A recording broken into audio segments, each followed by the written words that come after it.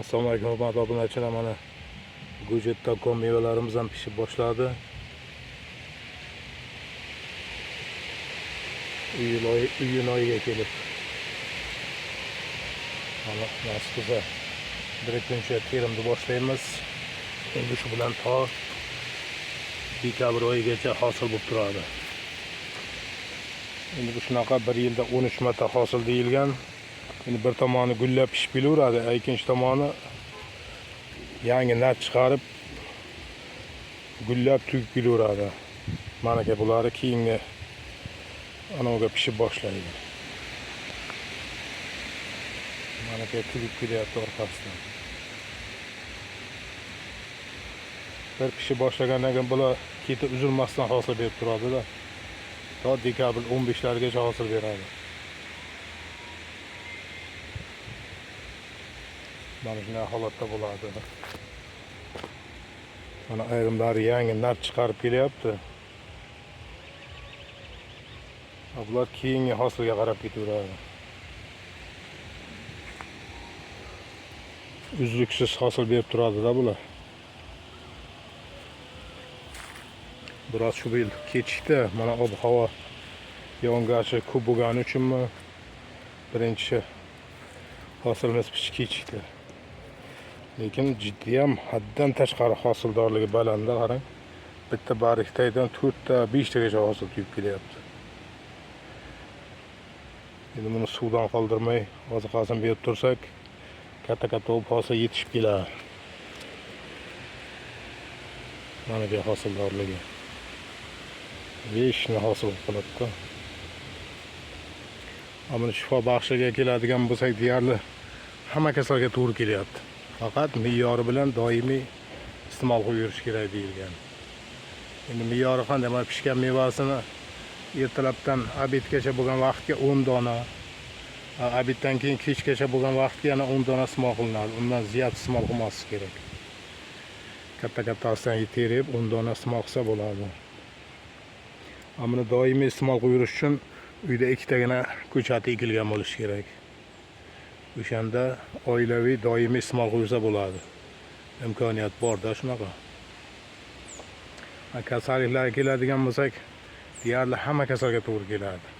Hot davlina deysizmi, hot saxar deysizmi, hot suyak yemirilishi, hot jigar seryoz, tanadagi oq dog'lar deysizmi. Deyarli hamma kasalga to'gri keladi. Lekin mumkin emas degan joylari ham bor. Mumkin emas kimlarga? Mana bu qizil narsaga allergiyasi bor insonlarga mumkin emas. Keyin 3 yoshdan pastki bolalarga mumkin emas. Homilador ayolga mumkin emas. Emizikli ayolga mumkin emas.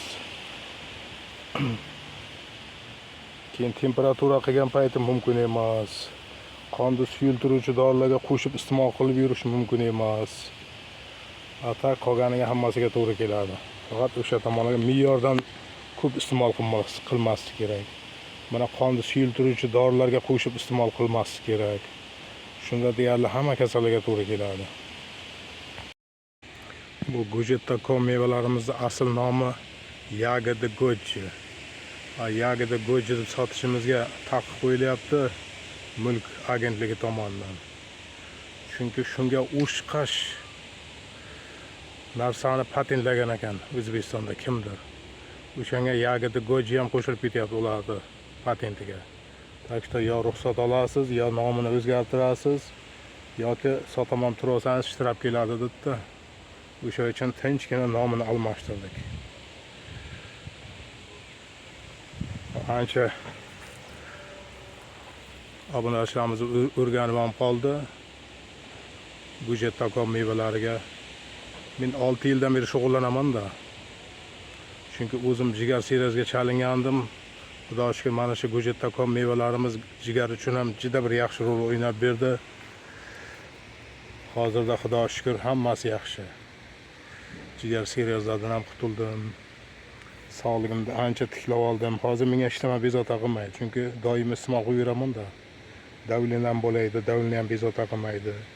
Jigar seriyasi u ham bezovta qilmaydi. Ki oshqozonga yara bordi, u ham bezovta qilmaydi. hozirda yaxshi. Doim isitma qo'yiraman, har 6 oyda analiz topshiraman. Jigar sanosi bo'yicha, davlina bo'yicha 3 ga turardim. Unga ham analiz topshirib turaman, yo yaxshi bezovta qilmaydi. Deyarli barcha kasal tuzatsa bo'ladi o'sha bilan. Buni qilayotgan ishi nima? Immun ko'taryapti, qonni suyultiryapti, qonni tozalayapti, qon aylanishini yaxshilayapti, modda almashuvini yaxshilayapti, ichaklarni tozalayapti, qabziyatni oldini olyapti, hazmni yaxshilab beryapti, ichaklardagi tiqilmalarni olyapti, hazmni yaxshilayapti, buyrakdagi o't qobidagi tosh qumlargacha tushiryapti, jigarni yog'lardan, toksinlardan tozalab beryapti. Mana immun ko'tarib, hazmni yaxshilab, ichaklarni yaxshi tozalaganidan keyin shuni o'zi ko'p kasallar yengib o'tadi-da. Mana shu ichaklarni tozalagani juda ham bir yaxshi narsa. Har bir kasallik kelib chiqishi ichakdan kelib chiqadi. Suyak yemirilishi bo'lsin, xot sahar bo'lsin, xot boshqasi, hammasi ichaklardan. Ichagingiz toza bo'lib, ichagingizda muammo yo'qmi? Hamma kasallikni so'rib chiqarsa bo'ladi tana, organizm. O'sha uchun qiziqingizlar, har bir xonadonda ikkitagina ko'chatni o'sish kerak. Shunda sog'lig'ingizni ham ancha tiklab olgan bo'lasiz. Aptekaga borib ziyat xarajat qilishlardan ancha qutulgan bo'lasiz.